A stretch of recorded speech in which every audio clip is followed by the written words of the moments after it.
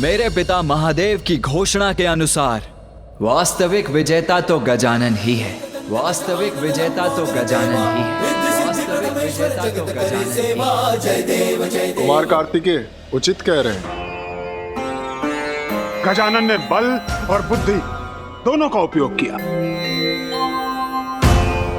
हाँ कुमार कार्तिकेय, गजानन ने ही अपनी चतुराई से हम सबको प्रत्येक संकट से मुक्ति दिलाई। इसलिए गजानन ही सर्वथा योग्य हैं। हाँ कुमार कार्तिकेय, आप उचित कह रहे हैं। जिन विघ्नहर्ता ने अपनी चतुराई से, अपनी बुद्धि और बल के संयोग से हमारे मार्ग में आने वाले सारे संकटों से हमें मुक्ति दिलाई, केवल वो ही विजयी कहलाने योग्य है, और वो कोई और नहीं, देव गजानन है।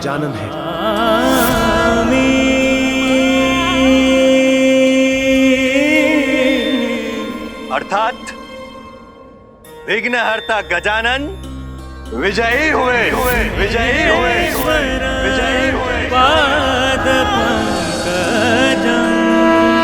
नमामि देवं सकलार्थदं तं स्वर्णवर्णभुजगोपवितं।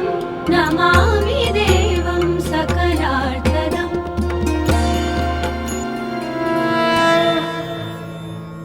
आज से पार्वती नंदन गजानन मात्र इसी नाम से नहीं जाने जाएंगे, उनको एक और नाम प्राप्त होगा।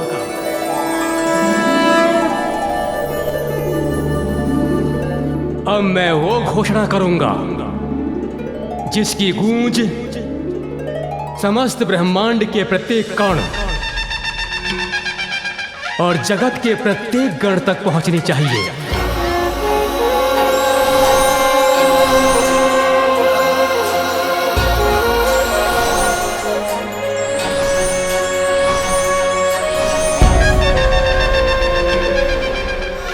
देवगण, यक्षगण, गंधर्वगण, किन्नरगण, आकाशगण, पातालगण, भूगण, जलगण, दीर्घगण, लघुगण, पशु पक्षी और समस्त चराचर जीवगण, सभी गणों के ईश गजानन आज से गणेश कहलाएंगे।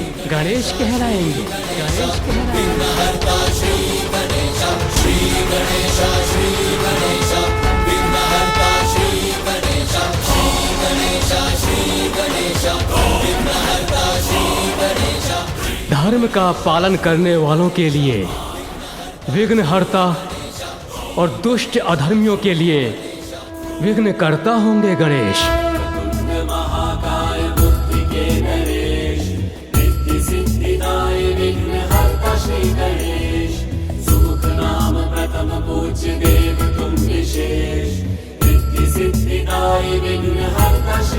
गणेश, विघ्नहर्ता गणेश। इसलिए आज से एक नवीन विधान का भी निर्माण होता है कि किसी भी शुभ कार्य के प्रारंभ से पूर्व की जाने वाली पूजा में सर्वप्रथम विघ्नहर्ता गणेश की पूजा अनिवार्य होगी। विघ्नेश्वराय वरदाय सुरप्रियाय लंबोदराय सकलाय जगद्धिताय। जो कार्य प्रथम पूज्य गणेश की अर्चना से प्रारंभ होगा वो अवश्य पूर्ण होगा। नमो नमः गणपति। मुझे बहुत गर्व है कि गणेश ने आज अपनी प्रतिभा का परिचय दिया। देवताओं के साथ साथ संपूर्ण जगत की भलाई का कठिन दायित्व भी स्वीकार किया। विघ्नहर्ता प्रथम पूज्य श्री गणेश की। विघ्नहर्ता प्रथम पूज्य श्री गणेश की। विघ्नहर्ता प्रथम पूज्य श्री गणेश की। विघ्नहर्ता प्रथम पूज्य श्री गणेश की।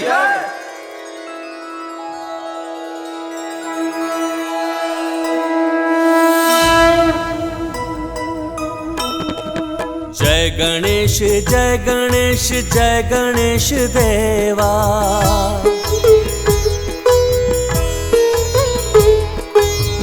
माता जाकी पार्वती पिता महादेवा। सिंदूरा से जगत को मुक्ति दिलाए, सिंदूर बदन नाम तब से तुम पाए। कामना प्रतीक मूस को तुम हराए, उपकार उस पे किए वाहन बनाए।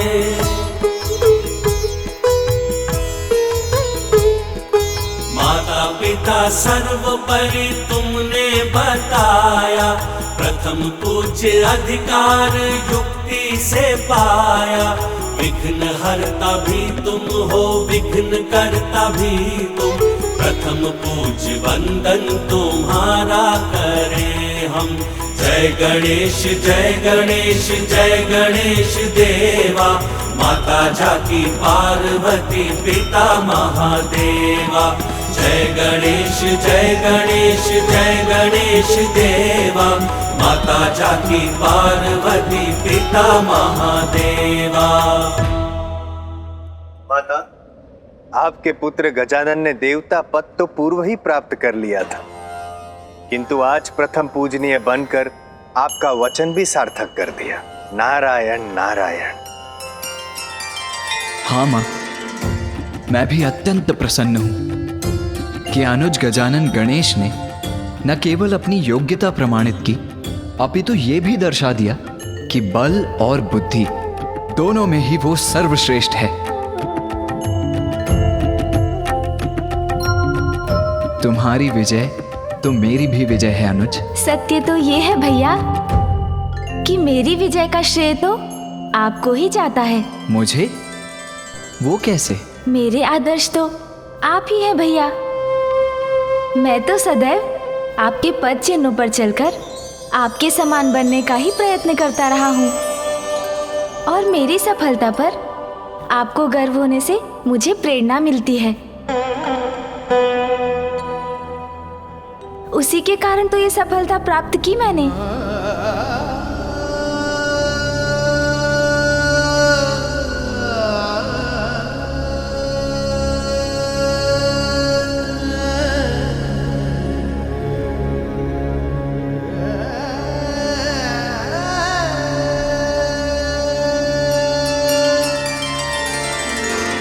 तुम दोनों भाइयों के बीच सम्मान और प्रेम सदा बना रहे, यही मेरी कामना है। आज मेरे दोनों पुत्रों ने ये प्रमाणित कर दिया कि वो सर्वश्रेष्ठ। आपके दिए संस्कार और पिताश्री के आशीर्वाद से ही तो हम योग्य पुत्र बन सके हैं माता।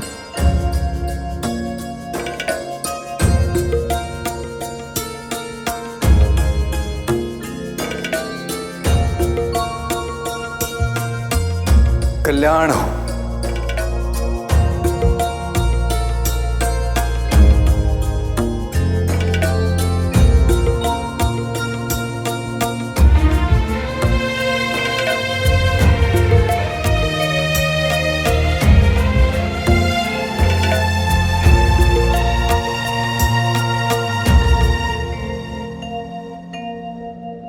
मेरा मन तो नहीं कर रहा है माता, किंतु अब मेरे विदा लेने का समय आ गया है, क्योंकि दक्षिण में मेरा कर्तव्य मुझे पुकार रहा है। मुझे अनुमति दीजिए माता। कर्तव्य तो सदा सर्वोपरि होता है पुत्र।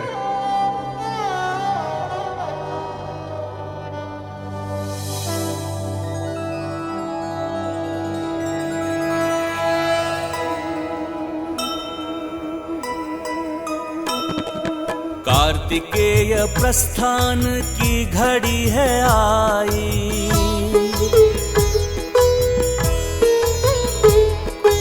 आज पुनः बिछड़ेंगे अनुरागी भाई। सुमुख अब अनिवार्य है विदाई देना, भावुक हृदय अश्रुपूरित है नैना। जय गणेश जय गणेश जय गणेश देवा, माता जाकी पार्वती पिता महादेवा।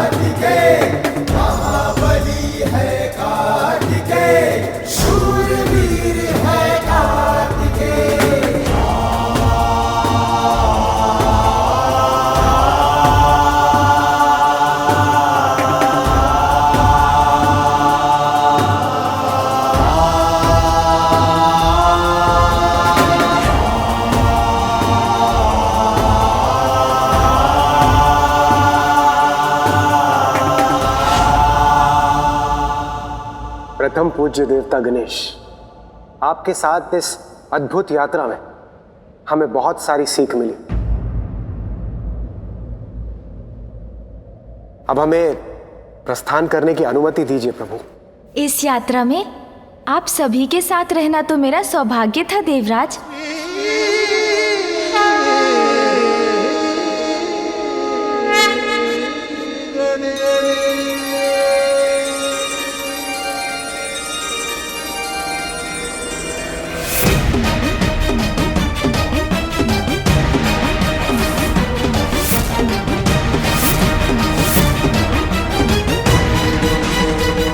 अकस्मात मुझे एक ऐसा आभास हो रहा है।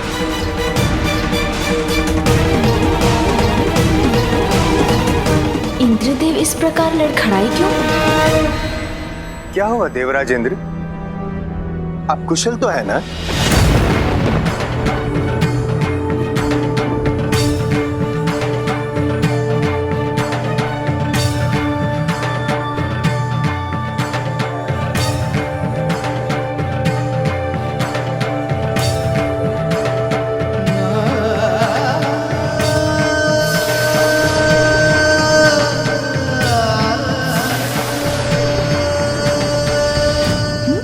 देवताओं की ऊर्जा उनसे विलग होकर कहाँ जा रही है? त्रिदेव, माताओं, अब मुझे भी आज्ञा दीजिए।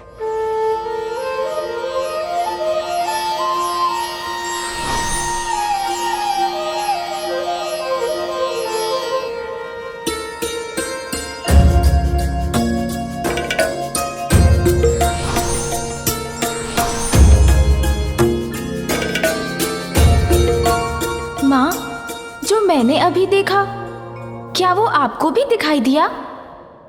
नहीं पुत्र, मैंने तो कुछ भी नहीं देखा। यदि माता का ध्यान उस पर नहीं गया तो उन्हें व्यर्थ चिंतित करने का कोई लाभ नहीं। ये क्या था? जब मुझे पूर्ण रूप से ज्ञात हो जाएगा तभी बताऊंगा उन्हें। पुत्र, प्रतीत होता है तुम बहुत थक गए। तुम्हें विश्राम करने की आवश्यकता है।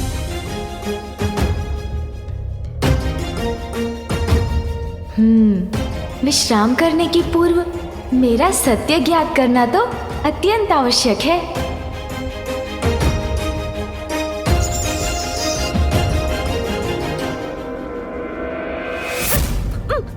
अरे,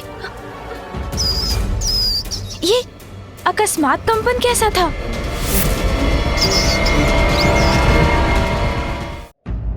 ये अकस्मात कंपन कैसा था?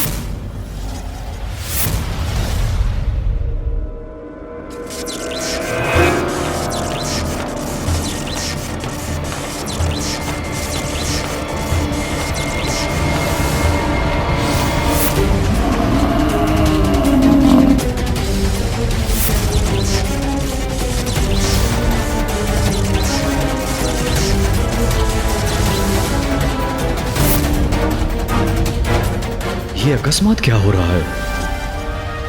ये क्या? यमदेव जी अपने कार्य में असफल क्यों हो रहे हैं?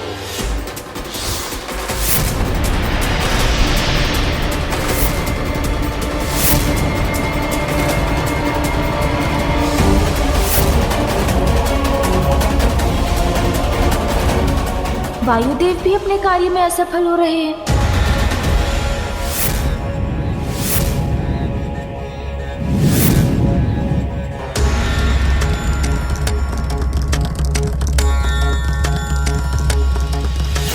और ये क्या? अग्निदेव की शक्ति भी कार्य नहीं कर रही।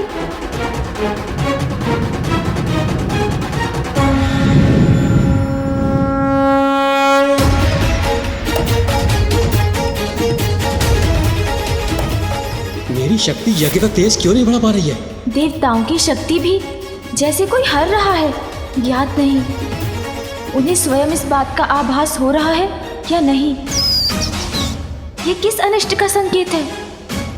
मुझे शीघ्र इसके पीछे छुपे रहस्य को ज्ञात करना होगा।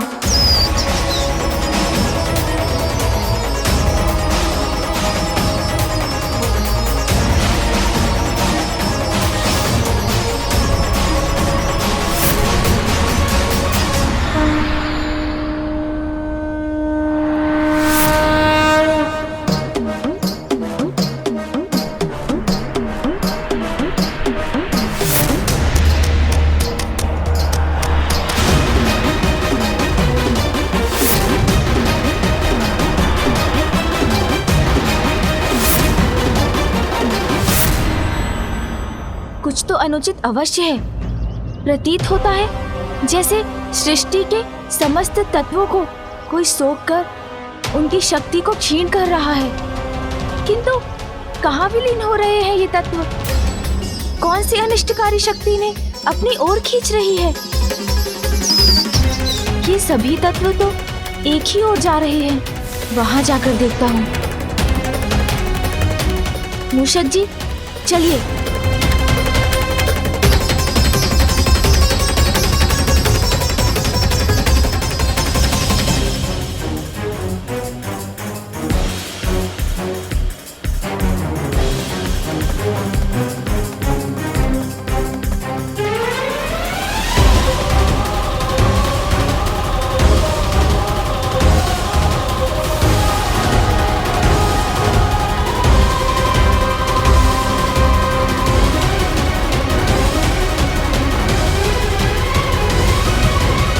कौन है जो महासंकट का षड्यंत्र रच रहा है? मुझे शीघ्र ज्ञात कर रोकना होगा उसे।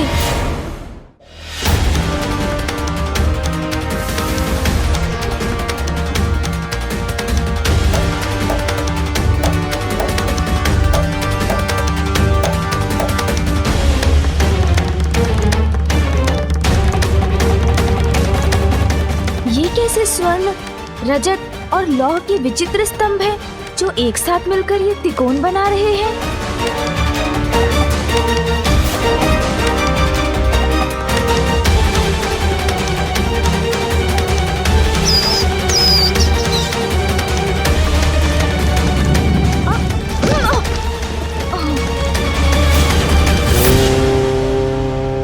नमः शिवाय। मुझे ऐसा क्यों प्रतीत हुआ जैसे पिताश्री के मंत्रों की शक्ति ने ही मुझे वहां प्रवेश करने से रोक दिया? ओम नमः शिवाय। क्या सत्य में पिताश्री महादेव के मंत्रों का जाप हो रहा है यहाँ? कौन है जो इन मंत्रों की शक्ति से मुझे वहां जाने से रोक रहा है? और इसके पीछे उसका क्या उद्देश्य है? जो भी है, ये तो किसी महासंकट का ही संकेत है। इसकी गहराई तक पहुंचने में विलंब नहीं कर सकता मैं। प्रतीत होता है जैसे किसी बड़ी आसुरी शक्ति के प्रभाव में कोई अत्यंत भीषण योजना रची जा रही है यहाँ। और शिव भक्ति के स्वरों की गूंज भी सुनाई दे रही है। अर्थात पिताश्री को इस रहस्य का भेद अवश्य ज्ञात होगा। उन्हीं से जाकर पूछता हूँ।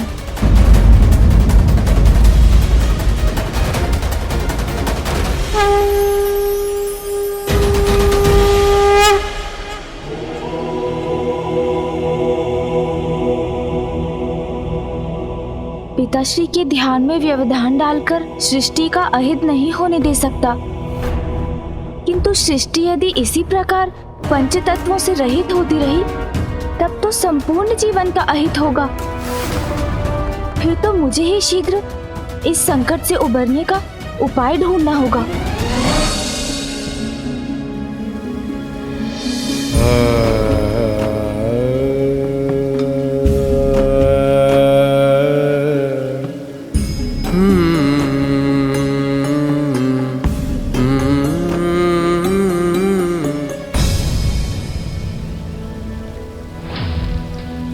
पुत्र, क्या हुआ? ऐसी कौन सी चिंता है जिससे मेरा पुत्र उलझन में है? माँ, वो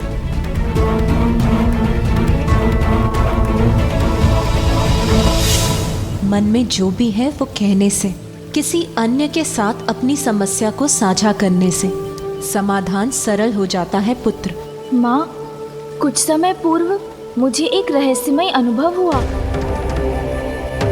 अंतरिक्ष में एक विचित्र त्रिकोणाकार स्थान है, जिसके निकट जाने के मेरे प्रयास को किसी दिव्य मांत्रिक शक्ति ने विफल कर दिया।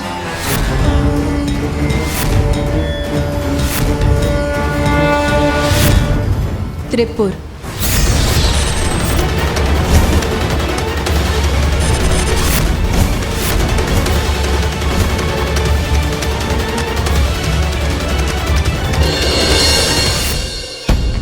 पद के साथ व्यक्ति का दायित्व और भी बढ़ जाता है। इसलिए हमें पद की गरिमा और दायित्व के प्रति सजग रहना चाहिए।